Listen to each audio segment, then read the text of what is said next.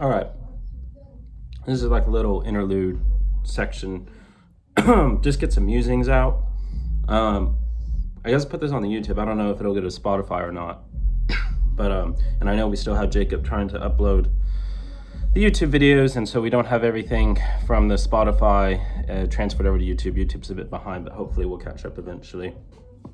So lately, I've been revisiting a book I read a while ago, but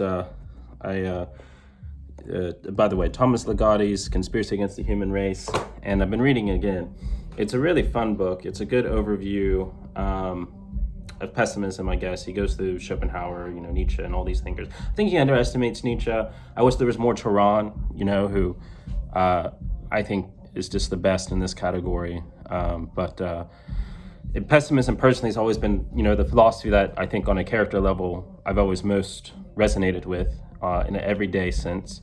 What do we mean by pessimism? I guess basically that existence, Ecclesiastes, better to never have been born.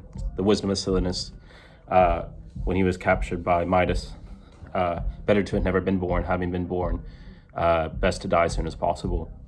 I think we've spoken about theologically, universalism is really the only way to solve this problem.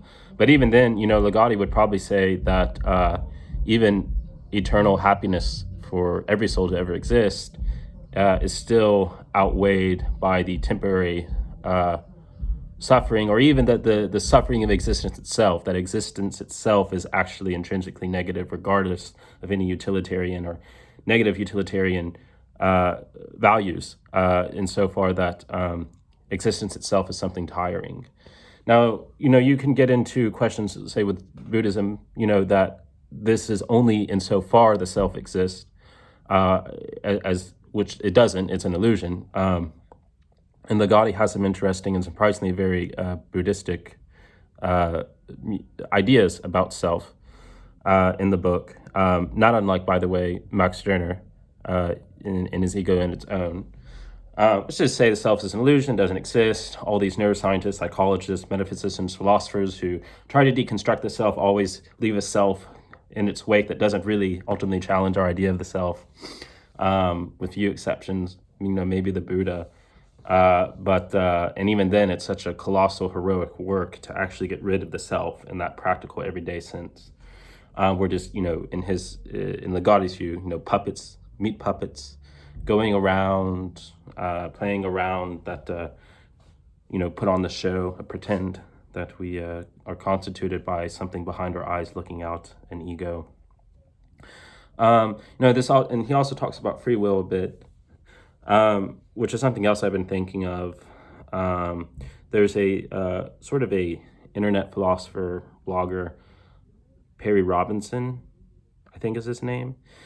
He's an Orthodox theologian.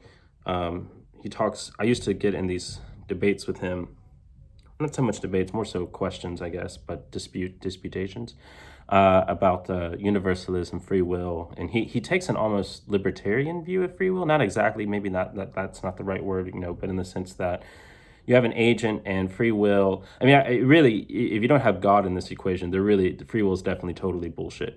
But even with God, it gets weird, because basically we would have, this is kind of what you read in some of the church fathers, or at least implied, is that our free will is ex nihilo. There's no logical, rational existence or causal reality with free will. Free will is something that is just born out of nothing in the human soul, in the human heart.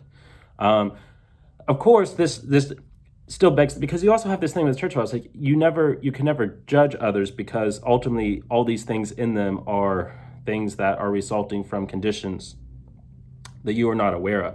So if I guess not aware of is doing a lot of, strength in that, a lot of work in that sentence philosophically. But if you consider that, what exactly is it free will that's doing anyway? Even in a libertarian view, which is to say you have this free will and it's choosing this or that out of all these options and permutations. What is it actually responsible for? What is it doing? Because even there, it's like, well, it's not like humans are on the level of God. And our free will, insofar it exists, is still being created by God. So is it that God is giving us this naked energy that just creates this willy-nilly free will? And if that was true, there'd be no psychology, there'd be no pattern to human behavior, because it'd be uninfluenced, right? We wouldn't be, if humans are put in this setting, they're more likely to do this. That would not exist, because it would be truly libertarian, it'd be truly uninfluenced, truly free will. So if you have this God who's creating this free will, it still seems to follow these patterns. So what exactly is it? Free will, is it at the most nuanced, minuscule level, something that's not even detectable in outward action, that there's something the heart is doing, right? In which case, there go I, but for the grace of God is totally applicable, because there's no observable empirical difference in human behavior fundamentally. And to such degree that free will exists, it's basically this inner decision that has no efficacious action. It's something that's basically a binary, yes, I assent to God, no, I don't assent to God, and therefore you're damned eternally.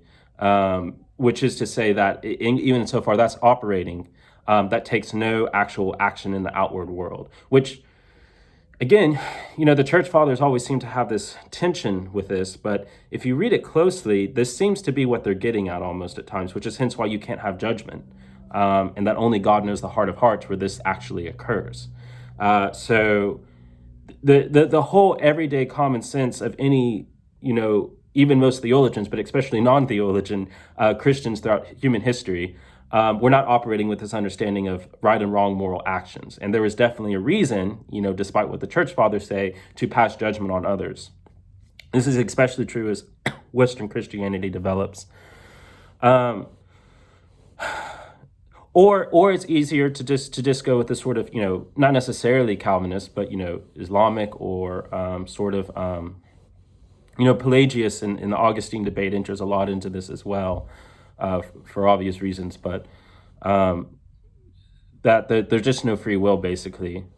And so, well, what is it? Are we all just like, maybe Ligotti's puppets, but in a different sense? He's an atheist puppets, but these are puppets controlled by God rather than some Spinoza's God of nature or whatever in Ligotti's case. So, well, what then? So it's just we're all, so either there's eternal damnation, in which case we have Calvin, or there's this determinist universalism, which some people would accuse universalists of almost intrinsically. I know people level this against Hart. Hart has a way of bringing out the Calvinist in everyone, really. But in which case it's all just predetermined, and all causal relationships go back to the source, which is God, and so we're just chilling here under this illusion of self and free will. And then the question of God almost seems to become tertiary or meaningless, because it's just, well, if there isn't a God, then it doesn't really matter. If there is a God, it doesn't really matter. And then we just kind of have to trick ourselves into buying this illusion of selfhood and free will in order to get by, or not kill ourselves, or we just don't have the energy to kill ourselves. This comes to Camus.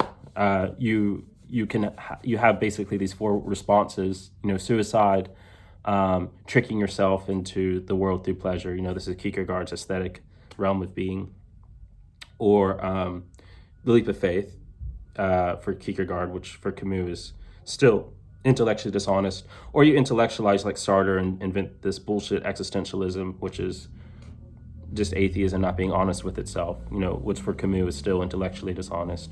Or you bite the bullet and you just say, there's no meaning, I'm not going to try to create meaning, I'm just going to live life absurdly, and therefore the only actual serious philosophical question is suicide.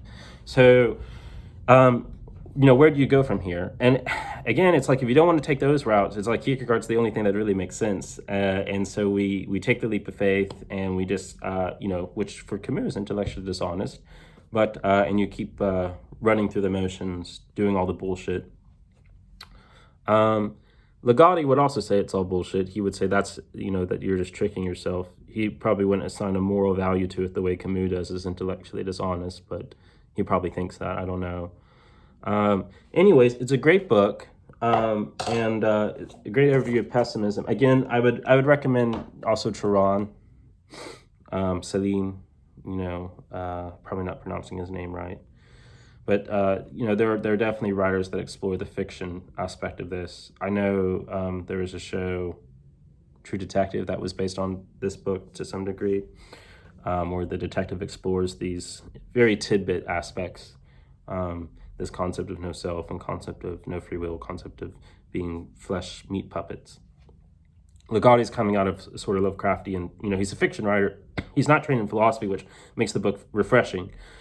So you can engage in it in a sort of non-academic context, although he is exploring philosophical concepts at the same time. I'm not sure if I want to if I want to say more at the moment. I think I might just leave it here. And if you have questions, feel free to write them in the comments, and we can answer them in the podcast at some point. But maybe I'll do more of these. But it's like something I needed to speak of while it was in my head fresh, because I've been thinking about it for a while. I might have more thoughts on it later. But in either case, just I don't know. Just try to bear with being as much as you can.